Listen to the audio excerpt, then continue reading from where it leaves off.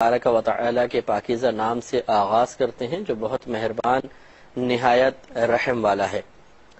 حدیث نمبر 44 چل رہی تھی جس میں حضرت طلحہ بن عبید اللہ رضی اللہ تعالی عنہ نے بیان کیا کہ ایک شخص اہل نجد کا نبی کریم صلی اللہ علیہ وسلم کی خدمت میں حاضر ہوا جس کے بال بکھرے ہوئے تھے اور وہ کچھ بڑبڑاتا ہوا آ رہا تھا۔ تو پہلے تو ہم سمجھ نہ پائے اس کی بات کو، لیکن جب وہ قریب آیا تو پھر ہم نے غور سے سنا تو پتہ چلا کہ وہ نبی کریم صلی اللہ علیہ وسلم سے اسلام کے بارے میں کویسچن کر رہا ہے۔ اسلام کے بارے میں سوال کرنے کا اس کا مقصود یہ تھا کہ یعنی اسلام کی جو بنیادی چیزیں ہیں وہ بتائی جائیں، اسلام کے ارکان ذکر کیے جائیں۔ تو نبی کریم صلی اللہ علیہ وسلم نے 3 چیزیں اس کے سامنے ذکر فرمائیں، اور یہ حدیث کئی طریقے سے مروی ہے، بعض میں زیادہ چیزوں کا ذکر بھی ہے، لیکن بہرحال طلحہ بن عبید اللہ رضی اللہ تعالی عنہ نے جو حدیث یہاں پر جو بیان ہوئی اور جو آپ نے بیان کی اس میں 3 چیزوں کا تذکرہ ہے۔ پہلا تو نبی کریم صلی اللہ علیہ وسلم نے ارشاد فرمایا کہ 5 نمازیں اور دن اور رات میں، تو اس شخص نے سوال کیا کہ کیا ان کے علاوہ مجھ پر اور کچھ لازم ہے، یعنی بحیثیت فرض کے؟ تو نبی کریم صلی اللہ علیہ وسلم نے فرمایا کہ نہیں، ہاں مگر یہ کہ تم نفل نماز کو پڑھو تو تمہاری مرضی ہے۔ پھر آپ نے ارشاد فرمایا کہ رمضان کے روزے، تو اس نے پوچھا کہ کیا ان کے علاوہ روزے بھی فرض ہیں؟ سرکار صلی اللہ علیہ وسلم نے فرمایا کہ نہیں، ہاں اگر تم نفل پڑھو تو تمہارے لیے ٹھیک ہے، تم بہتر ہے۔ پھر اس نے عرض کی، پھر نبی کریم صلی اللہ علیہ وسلم نے فرمایا کہ اور زکوٰۃ، تو اس نے عرض کیا کہ کیا اس کے علاوہ کچھ مال خرچ کرنا مجھ پہ لازم ہے؟ نبی کریم صلی اللہ علیہ وسلم نے ارشاد فرمایا کہ نہیں مگر یہ کہ تم نفل صدقہ کرو۔ اب یہ راوی کہتے ہیں کہ پس وہ شخص پلٹ گیا اور چلنے لگا۔ ہم نے سنا کہ وہ کہہ رہا تھا پلٹ کر کہ خدا کی قسم جتنا آپ نے بیان کیا نہ میں اس پر زیادتی کروں گا اور نہ کمی کروں گا۔ نبی کریم صلی اللہ علیہ وسلم نے اس کی یہ بات سن لی اور آپ نے ارشاد فرمایا کہ افلح ان صدقہ، کہ یہ کامیاب ہو گیا اگر اس نے سچ کہا تو لہذا اس حدیث پاک میں دیکھیں چند باتیں بہت ہی پیاری ہیں۔ پہلی بات تو یہ کہ صحابہ کرام علیہم رضوان اکثر نبی کریم صلی اللہ علیہ وسلم کی صحبت میں حاضر رہتے تھے تاکہ کچھ سیکھنے کا اور سننے کا موقع ملے۔ تب یہ شخص آیا تو کچھ صحابہ پہلے موجود تھے تو انہوں نے بھی علم حاصل کیا، تو اس لیے ایک تو اس میں یہ سنت معلوم ہوئی، یا اس سے آپ ایک سبق حاصل کر سکتے ہیں کہ ہمیں بھی کوشش کرنی چاہیے کہ اکثر علماء کی صحبت میں بیٹھیں، جتنا ہو سکے کوشش کریں، جتنا ٹائم ملے، لیکن ضرور اس کے لیے بھی وقت نکالیں تاکہ اور واقعی کوئی بعمل عالم ہوں اور واقعی ان کی گفتگو فضول قسم کی نہ ہو، یعنی اپنا ٹائم ضائع نہ کرتے ہوں اور واقعی وہ کام کی باتیں کرتے ہوں۔ اگر ایسے آپ کو کوئی مل جائے تو ضرور ان کی صحبت اختیار کریں، تو اس کی برکت سے الحمدللہ بہت کچھ سیکھنے کا موقع ملتا ہے۔ تو عموماً ایسا ہی ہوتا ہے کہ پہلی بات تو یہ کہ ہم میں سیکھنے کا شوق اور جذبہ نہیں ہوتا ہے، اور اگر ہم پہنچ بھی جاتے ہیں کہیں کسی عالم کے پاس تو ادھر ادھر کی باتیں کر کے وقت گزارنے کی کوشش کرتے ہیں، سیکھنے، سمجھنے، ذہن میں محفوظ رکھنے اور اس کو پھر لکھنے یا کسی اور تک پہنچانے کا ہمارا ذہن نہیں ہوتا ہے، یہ غلطی ہے۔ تو صحابہ کرام علیہم رضوان اکثر سرکار کی خدمت پہ رہتے تھے تاکہ کچھ سیکھنے کا موقع ملے۔ اور دوسری بات یہ دیگر حدیثوں میں آئے گا، آپ دیکھیے گا کہ صحابہ کرام علیہم رضوان خود یہ کہتے ہیں کہ ہم تمنا کیا کرتے تھے کہ کاش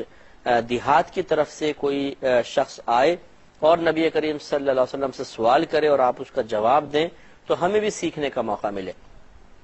یعنی صحابہ کرام علیہم رضوان خود سوال کرتے ہوئے گھبراتے تھے، ڈرتے تھے کہ کوئی بات شان کے خلاف نہ ہو جائے، اور ایسا نہ ہو کہ ہم کوئی سوال کریں اور اس پر پھر آسمان سے کوئی ایسی بات، یعنی اللہ تعالی کی طرف سے کوئی ایسی وحی نازل ہو کہ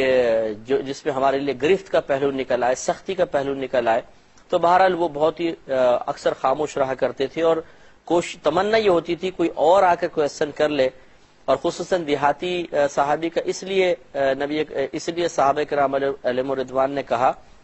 کہ وہ لوگ عموماً چونکہ آداب نبوی صلی اللہ علیہ وسلم سے اتنے واقف نہیں تھے تو بلا جھجک آ کر کویسچن کر لیا کرتے تھے، اور نبی کریم صلی اللہ علیہ وسلم بھی ان پر بڑی کرم نوازی اور شفقت فرماتے تھے کہ کبھی ان کو جھڑکتے نہیں تھے، منع نہیں فرماتے تھے۔ تو اس لیے صحابہ کرام یہ تمنا کرتے تھے کہ کاش کوئی آئے اور کویسچن کر لے۔ اب جیسے یہ آئے تو صحابہ کرام خوش ہوئے اور توجہ اس کی طرف فوراً مبذول کی کہ اب ضرور یہ کوئی کویسچن کرے گا اور جب سرکار جواب دیں گے تو ہمیں بھی سیکھنے کا موقع ملے گا۔ تو ایسا ہونا چاہیے کہ ہم بھی علماء کی صحبت میں رہیں اور علم سیکھیں۔ پھر اس شخص کو دیکھیں کہ وہ نجد سے، جو زمانے میں نجد تھا، وہاں سے مدینہ منورہ آیا۔ آج کل بھی کئی گھنٹے کا فاصلہ ہو سکتا ہے، مطلب گاڑی میں بھی آئے تو، اور اس زمانے میں تو اونٹوں پر، خچروں پہ سفر ہوتا تھا، تو کتنے لمبے فاصلے کو طے کر کے نبی کریم صلی اللہ علیہ وسلم کی بارگاہ میں صرف یہ پوچھنے کے لیے حاضر ہوا تھا کہ اسلام کے ارکان کیا ہیں، اسلام کے بنیادی جو ستون ہیں وہ کون کون سے ہیں۔ اور جب نبی کریم صلی اللہ علیہ وسلم نے اس کو جواب دے دیا تو فوراً وہ پلٹ کے جانے لگا۔ تو اس سے معلوم ہوا کہ یقینی سی بات ہے کہ وہ صحابی تھے، نجد کی طرف سے آئے تھے اور نبی کریم صلی اللہ علیہ وسلم سے علم سیکھا اور پھر فوراً روانہ ہوئے۔ تو اس سے نتیجہ نکلا کہ ہمیں بھی کوشش کرنی چاہیے کہ علم سیکھنے کے لیے وقت نکالیں۔ جہاں بہت ساری چیزوں کے لیے ہم نے ٹائم نکالا ہوا ہے، مختص کیا ہوا ہے، جی یہ بیوی کے لیے وقت ہے، یہ بچوں کے لیے، دوست احباب کے لیے، کاروبار کے لیے، نوکری کے لیے، یہ سونے کے لیے، جاگنے کے لیے، اور یہ استنجا خانے میں جانے کے لیے، ہر چیز کے لیے وقت مخصوص ہے۔ تو کوشش کرنی چاہیے کہ اللہ تبارک و تعالیٰ کی رضا کی خاطر علماء کی صحبت میں بیٹھنے اور ان سے علم سیکھنے کے لیے بھی ایک وقت مخصوص کر دینا چاہیے۔ اور آج کل تو چینلز نے یہ چیزیں بہت ہی آسان کر دی ہیں، خصوصاً دینی چینل جیسے ہیں، گھر بیٹھے بھی انسان علماء کی صحبت اختیار کر سکتا ہے، خصوصاً ہماری بہنیں کہ وہ گھر بیٹھ کر بھی ایک گویا کہ عالم کی مجلس میں بیٹھ سکتی ہیں، جیسے بھی درس ہو رہا ہے اور آپ لوگ سماعت فرما رہے ہیں، تو یہ ہماری ایک درس کی محفل ہی ہے۔ تو کم از کم اور کہیں جانے کا موقع نہیں ملتا، اور خواتین کے لیے تو ویسے بڑا پرابلم ہوتا ہے گھر سے باہر نکلنا یا کسی عالم کے پاس بھی جا کر بیٹھنا، ایسے سارے مواقع میسر نہیں ہوتے، سہولیات میسر نہیں ہوتی۔ تو گھر بیٹھ کر بھی ہماری بہنیں اکتساب علم کر سکتی ہیں۔ اسی طرح مرد حضرات ہیں، تو ٹائم تو نکالنا پڑے گا اور اس کے لیے وقت مخصوص کر کے عملی کوشش کرنی پڑے گی تاکہ جہالت کا خاتمہ ہو اور ہم بھی طالب علم کی فہرست میں داخل ہو کر بروز قیامت اللہ تبارک و تعالیٰ کی بارگاہ سے انعامات کو حاصل کر سکیں۔ تو اس سے معلوم ہوا کہ ان صحابہ کرام وغیرہ میں بڑا جذبہ ہوا کرتا تھا اور دور دراز جا کر علم سیکھتے تھے۔ تو نبی کریم صلی اللہ علیہ وسلم نے اسلام کے بارے میں چند باتیں، تین یعنی چیز یہاں بیان فرمائی، ویسے ایک حدیث میں 5 بھی ہیں، جیسے ہم کہتے ہیں اسلام کے 5 ارکان ہیں۔ یہاں نماز، روزہ اور زکوٰۃ، 3 چیزوں کا سرکار نے تذکرہ فرمایا۔ یہاں پہ شہادت کا ذکر نہیں ہے کہ اللہ تعالیٰ کے معبود ہونے اور نبی کریم صلی اللہ علیہ وسلم کے نبی ہونے کی گواہی، یہ بھی ارکان اسلام میں سے ہے، اور حج کا تذکرہ نہیں ہوا ہے، دوسری حدیثوں میں ہے۔ اب اس میں نبی کریم صلی اللہ علیہ وسلم نے اسلام کے ایک رکن کو بیان فرمایا کہ 5 نمازیں دن اور رات میں۔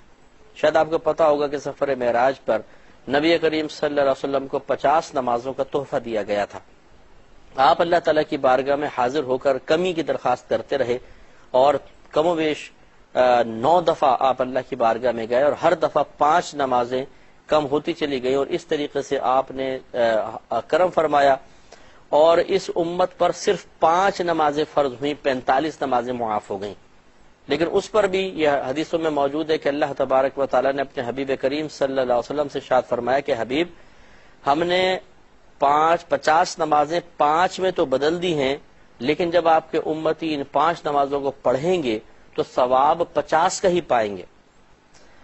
تو اس کا مطلب یہ ہوا کہ ہماری ایک نماز جو ہے وہ 10 نمازوں کے برابر ہے، اور 50 نمازوں کا ہم روزانہ ثواب حاصل کر سکتے ہیں بشرطے کہ پڑھیں۔ لیکن ہم اس اسلام کے رکن سے انتہائی بے رغبت ہیں اور اس کی طرف توجہ کر کے پڑھنے کی طرف مائل نہیں ہوتے ہیں۔ ہر ایک اپنے اپنے ہیلے بہانے بنا کر بیٹھا ہوا ہے، بس اللہ تعالیٰ کی بارگاہ میں سر جھکانے سے بھاگنے کا، فرار ہونے کا کوئی ذریعہ مل جائے، کوئی بہانہ حاصل ہو جائے، ہم 2 منٹ میں بھاگتے ہیں اور نماز کو معاذاللہ ایک بوجھ سمجھ کے چھوڑ دیتے ہیں۔ حالانکہ اچھی طرح یاد رکھیں کہ نماز دین کا ستون ہے، اور نبی کریم صلی اللہ علیہ وسلم نے ارشاد فرمایا کہ سب سے پہلے بروز قیامت تم سے تمہاری نماز کے بارے میں سوال ہوگا، اگر یہ مکمل ہوئی تو آگے راحت ہے، اور اگر اس میں کمی ہوئی تو آگے خسارہ ہے۔ تو اس لیے ہمیں تھوڑا سا غور کرنا چاہیے کہ اللہ تبارک و تعالی نے جب نمازیں 50 سے 5 کر دی ہیں تو یہ ایک تو بہت بڑا احسان، دوسرے یہ عبادت وقت کے اعتبار سے، محنت کے اعتبار سے بہت ہی آسان اور ہلکی ہے، مختصر ہے۔ مثال کے طور پہ اگر آپ پانچوں نمازوں کے فرائض اور 3 وتر، 20 رکعتیں کل ہیں، یہ 17 فرائض ہیں اور 3 وتر، ان کو اگر آپ ایک ساتھ بھی ادا کرنا چاہیں 20 رکعت کو، کتنی دیر لگے گی؟ 10 منٹ، 15 منٹ، 20 منٹ لگا لیں، چلے 25 منٹ لگا لیں وضو وغیرہ کے ساتھ. تو اور ایسا نہیں ہے کہ ایک ساتھ ان کو ادا کرنا ہے کہ گراؤں. فجر میں 2 رکعت ہیں، یعنی فرض کی میں بات کر رہا ہوں، سنن نوافل کو بھی ہٹا دیں. ظہر میں 4، عصر میں 4، مغرب میں 3، عشاء کے فرض اور پھر عشاء کے 3 وتر.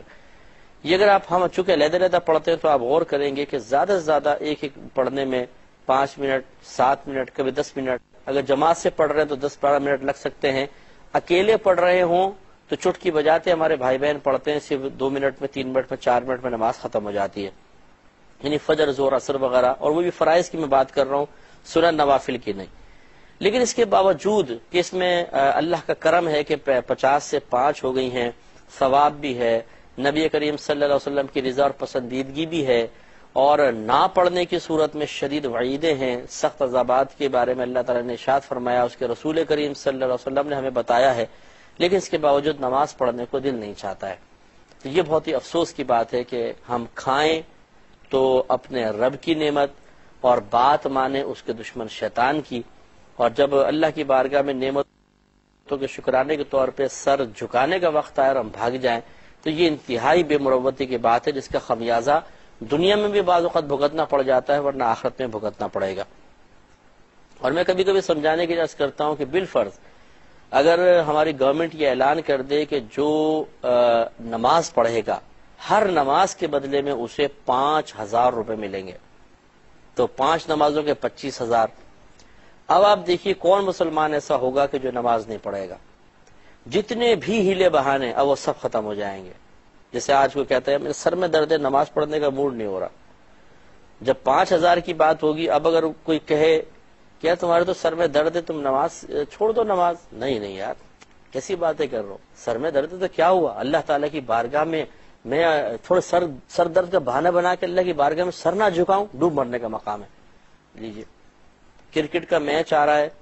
نماز چھوڑ دیتے ہیں.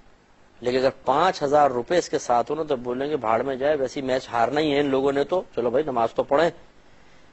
بچہ سو رہا ہوتا ہے، لڑکا ڈیوٹی، رات کی نائٹ ڈیوٹی کر کے آ کے سو رہا ہوتا ہے، امی جان بولتی ہیں بیٹے کو سونے دو، بیچارہ ساری رات ڈیوٹی کر کے آیا، نہیں اٹھائیں گی.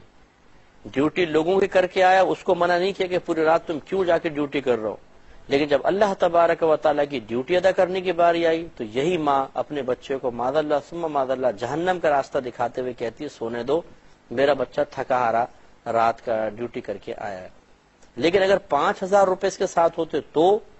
پھر یہی والدہ ہوتی جس کے کان کھینچ کے اس کو اٹھا رہی ہوتی اور کہہ رہی ہوتی کم وقت اٹھ جا،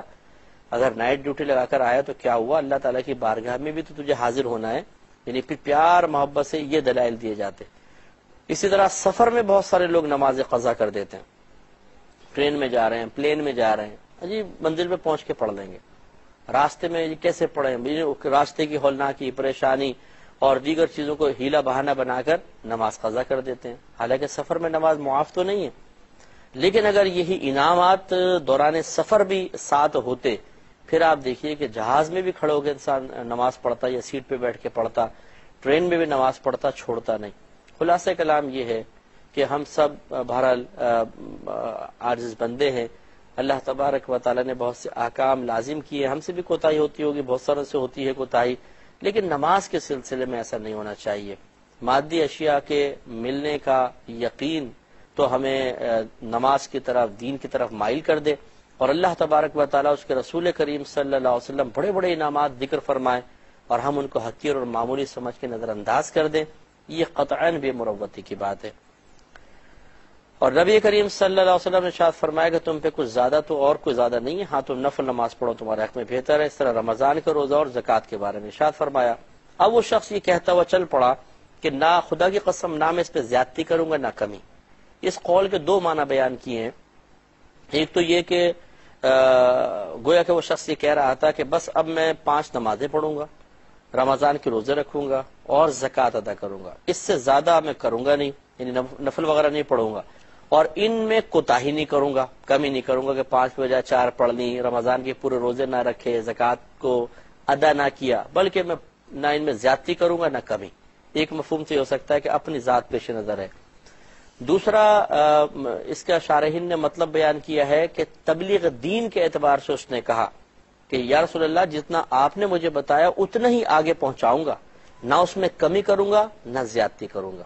دونوں مفہوم ہو سکتے ہیں، لیکن نبی کریم صلی اللہ علیہ وسلم نے ارشاد فرمایا کہ اگر اس شخص نے جو کچھ کہا سچ کہا ہے تو یہ کامیاب ہو گیا، فلاح پا گیا۔ ایک دوسری حدیث میں وہ اس میں تو غالباً ہو سکتا ہے آگے آ جائے، لیکن یہ دیگر کتب حدیث میں موجود ہے کہ نبی کریم صلی اللہ علیہ وسلم نے ارشاد فرمایا، ایک دفعہ ارشاد فرمایا تھا کہ ایک شخص نے ایسی آ کے سوال کیا، تو جب وہ جانے لگا تو نبی کریم صلی اللہ علیہ وسلم نے ارشاد فرمایا کہ اگر کوئی کسی جنتی کو دیکھ کر خوش ہونا چاہے تو اس شخص کو دیکھ کر خوش ہو جائے۔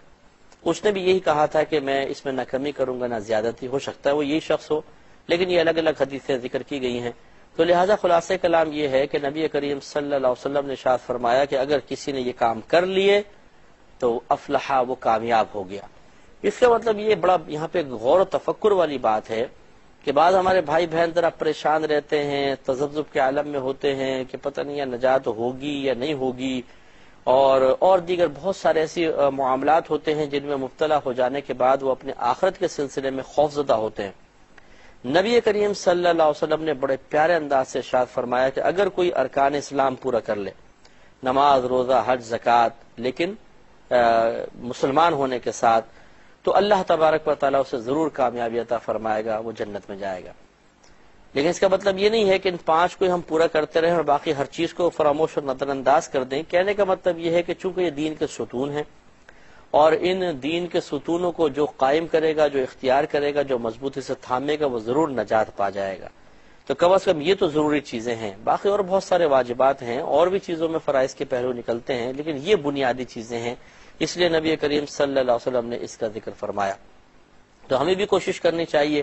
کہ جب وہ شخص صرف اپنے ارادے پر جنت کی بشارتیں پا رہا ہے کہ اس نے کہا کہ نہ میں کمی کروں گا نہ زیادتی، یہ ایک ارادے کا اظہار ہے، اس پر بھی نبی کریم صلی اللہ علیہ وسلم خوش ہو کر اس کو جنت کی بشارتیں دے رہے ہیں، تو پھر جو شخص عملی طور پہ اس کو کرے گا، آپ سوچئے کہ اس کے درجات کا عالم کیا ہوگا، اور اس سے اللہ تبارک و تعالیٰ اس کے رسول کریم صلی اللہ علیہ وسلم کتنے راضی ہوں گے۔ اگلی حدیث پر آتے ہیں۔ امام بخاری رحمۃ اللہ علیہ نے عنوان قائم کیا ہے باب اتباع الجنائز من الایمان، یعنی جنازوں کی پیروی کرنا، یعنی جنازوں کے پیچھے جانا، یہ ایمان سے ہے۔ حضرت ابو ہریرہ، اور یہ 45ویں حدیث ہے، آپ کو پتہ ہے کہ ہمارا ترتیب سے ہم حدیثیں لے کے چل رہے ہیں، تو 45ویں حدیث ہے۔ حضرت ابو ہریرہ رضی اللہ تعالی عنہ اس کے راوی ہیں، لیکن ابھی چونکہ وقت کی قلت ہے، انشاءاللہ زندگی رہی تو ہم اگلے نیکسٹ پروگرام میں اس حدیث کا آغاز کریں گے، اور اس سے حاصل ہونے والے نکات پر بھی انشاءاللہ حتی الامکان جہاں تک ممکن ہو سکا گفتگو کی جائے گی۔ اللہ تعالیٰ سے دعا ہے کہ اللہ تعالیٰ جو کچھ ہم نے بیان کیا اسے خود بھی یاد رکھنے، دوسروں تک پہنچانے، اس پہ عمل پیرا ہونے کی توفیق عطا فرمائے، اور اللہ تعالیٰ آپ کو بھی توفیق عطا فرمائے۔ آمین۔ وآخر دعوانا ان الحمدللہ رب العالمین۔